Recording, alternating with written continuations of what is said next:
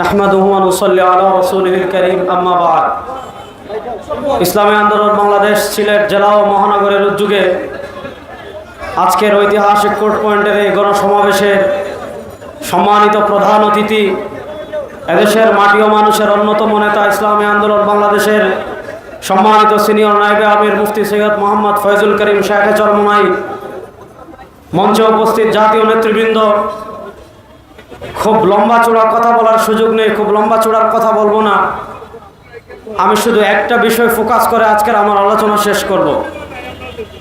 আপনারা জানেন 2008 সাল থেকে নিয়ে 2014 সাল পর্যন্ত বাংলাদেশের মানুষের মাথার উপর জগদ্দল পাথরের মতো যে ফ্যাসিস্ট আওয়ামী সরকার আমাদের মাথার উপর চেপে বসেছিল, 2024 সালের জুলাই এবং আগস্টে যে গণ অভ্যুত্থান হয়েছে, সেই গণ অভ্যুত্থানের মাধ্যমে ফ্যাসিস্ট আওয়ামী লীগ এই দেশ ছেড়ে পালিয়ে যেতে বাধ্য হয়েছে।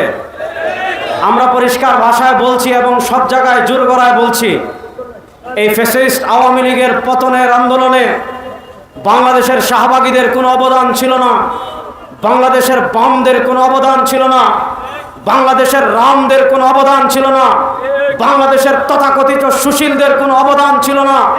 আবু সাইদ, মুগ্ধ, তাহমিদ এরা শহীদ হয়ে তাদের রক্তের বিনিময়ে এই দেশ থেকে ফ্যাসিস্ট পলায়ন করেছে। আজকে যারা আবু সাইদের রক্তের সাথে গাদ্দারি করে ইসলামের দিকে আঙ্গুল তুলবে, শাহজালালের পুণ্যভূমি থেকে পরিষ্কার ভাষায় বলছে, সেই আঙ্গুল আমরা ভেঙে দেব।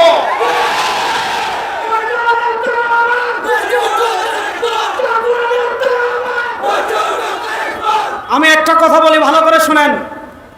ফ্যাসিস্ট আওয়ামী লীগ বাংলাদেশের সবচেয়ে বড় যে ক্ষতি করেছিল, তারা এই বাংলাদেশে রাম সংস্কৃতি চালু করার জন্য, তারা এই বাংলাদেশে ভারতের আধিপত্যবাদ চালু করার জন্য, এই দেশকে সিকিম, ভুটান বানানোর জন্য, এদেশের স্বাধীনতা, এদেশের মানচিত্র ভারতের হাতে তুলে দেওয়ার জন্য সবচেয়ে বড় যে ষড়যন্ত্র তারা করেছিল, আমাদের শিক্ষা ব্যবস্থাকে ধ্বংস করে, আমাদের শিক্ষা কারিকুলাম ধ্বংস করে ভারতীয় হিন্দুয়ানি শিক্ষা ব্যবস্থা চালু করেছিল। আমরা আওয়ামী লীগ, ফ্যাসিস্ট আওয়ামী লীগের আমলে আমরা প্রতিবাদ করেছিলাম। আপনারা জানেন, আমাদের উলামা মাশায়েখের সম্মেলনে আমাদের আসিফ মাহতাব স্যার পাতা ছিঁড়ে ফেলেছিলেন, যার কারণে সারা বাংলাদেশে আগুন জ্বলে উঠেছিল। শরীফার গল্প ফ্যাসিস্ট আওয়ামী লীগ বাদ দিতে বাধ্য হয়েছিল। আমরা বড় দুঃখ এবং পরিতাপ নিয়ে বলছি, ফ্যাসিস্ট আওয়ামী লীগের পতনের পর বাংলাদেশের যিনি শিক্ষা বিষয়ক উপদেষ্টা হয়েছেন, আমরা প্রতিনিধি দল তার সাথে দেখা করেছিলাম, বারবার তার সাথে মিটিং করেছি, লম্বা কথা বলেছি। আমরা সমন্বয়কদের সাথে বসেছিলাম, আজকে যাকে মাস্টার মাইন্ড বলা হয়েছে তার সাথেও বসেছিলাম। শাইখে চরমোনাইও ছিলেন, শাইখে চরমোনাইয়ের নেতৃত্বে আমরা বসেছিলাম। আমরা সেদিন সুস্পষ্ট ভাষায় দাবি করেছি, আমরা সমন্বয়কদেরকে জানিয়েছি, আমরা মন্ত্রণালয়ে জানিয়েছি, আমরা টিএনসিবি, আমরা এনসিবিতেও জানিয়েছি, সব জায়গায় আমরা জানিয়েছি যে ফ্যাসিস্ট আওয়ামী লীগ ইসলাম বিধ্বংসী যে শিক্ষা সিলেবাস চালু করেছিল, ওই 2021 শিক্ষা কারিকুলাম বাতিল করে পূর্বের যে কোনো শিক্ষা সিলেবাসে ফিরে যেতে হবে। শিক্ষামন্ত্রী আমাদেরকে আশ্বস্ত করেছিলেন, তিনি আমাদেরকে গেজেট দেখিয়েছিলেন যে 2021 শিক্ষা কারিকুলাম বাতিল করা হয়েছে, 2012তে ফিরে যাওয়া হবে। আমরা বলেছিলাম ভারতে বিবর্তনবাদ ছিল, আরো কিছু বিষয় ছিল, সেগুলো সংস্কার করতে হবে। তারা আমাদেরকে দাবি আশ্বস্ত করেছিলেন সংস্কার করবেন, কিন্তু আমরা দেখেছি অন্তর্বর্তীকালীন সরকার আবু সাইদের রক্তের উপর ক্ষমতা এসেছে, অন্তর্বর্তীকালীন সরকার মুগ্ধ রক্তের উপর ক্ষমতা এসেছে, কিন্তু আমরা দেখেছি তারা ক্ষমতা এসে যত কমিশন গঠন করেছে সব জায়গায় ইসলামপন্থী মুসলমানদেরকে তারা বঞ্চিত করেছে। আমরা দেখেছি শিক্ষা সিলেবাসের প্রথম যে কমিটি, তারা পরিমার্জন কমিটি গঠন করেছিল 10 জনের, সেখানে চিহ্নিত 2 জন হলো শাহবাগী। আমরা প্রতিবাদ করেছিলাম, তারা আমাদেরকে একটা আইওয়াশ করেছিলেন 2 জনের নাম বহিষ্কার করে, কিন্তু আমরা পরবর্তীতে 40 জনের যে বড় কমিটি দেখেছি, সেই কমিটিতে আমরা দেখেছি ইসলাম শিক্ষা বই পরিমার্জন এবং সংস্কারের জন্য যে 3 জন লোককে দায়িত্ব দেওয়া হয়েছে, এই 3 জনের একজন হলো আবু সাইদ খান যে হাদিস অস্বীকারী, আরেকজন হলো মডারেট, আরেকজন মুসলমানদের প্রতিনিধিত্ব করে না। আমরা অন্তর্বর্তীকালীন সরকারকে আজকের এই শাহজালালের পুণ্যভূমি, শাহপরানের পুণ্যভূমি, 360 আউলিয়ার পুণ্যভূমি, সিলেটের পুণ্যভূমি থেকে স্পষ্ট ভাষায় বলতে চাই, যদি আপনারা ফ্যাসিস্ট আওয়ামী লীগের মতো কোন শিক্ষা সিলেবাসকে ইসলামপন্থীদের ওভারটেক করে কোন শিক্ষা সিলেবাসকে এই দেশে চালু করতে দেখেন, আপনাদের পরিণতি এই দেশে ভালো হবে না।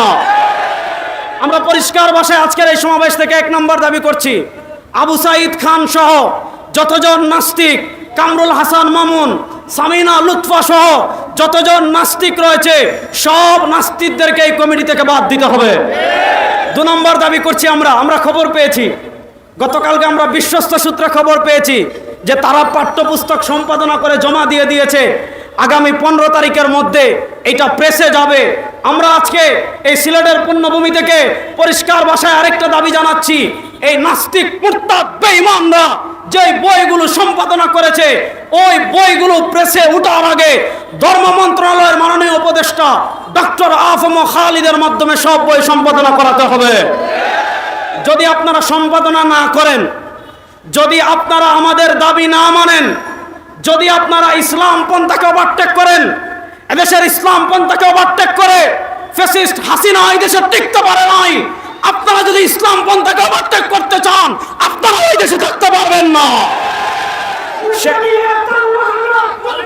আমি শেষ কথা বলে শেষ করছি, 1 মিনিট শাখা চরমনায় বক্তব্য রাখবেন, আমি শেষ কথা বলে শেষ করছি। বাংলাদেশের বছর 52 বছর হয়েছে। এই 52 বছরে আমরা কখনো সোনার বাংলাদেশের স্লোগান শুনেছি? এই বাংলাদেশে আমরা কখনো ডিজিটাল বাংলাদেশের গল্প শুনেছি?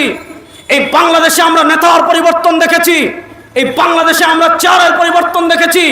এই বাংলাদেশে আমরা ক্ষমতার পরিবর্তন দেখেছি? 52 বছরে আমাদের ভাগ্যের পরিবর্তন হয় নাই। এবার সময় এসেছে শুধু নেতার পরিবর্তন না, নীতির পরিবর্তন হবে। বাংলাদেশে ইসলামকে আমরা বিজয় করব ইনশাআল্লাহ।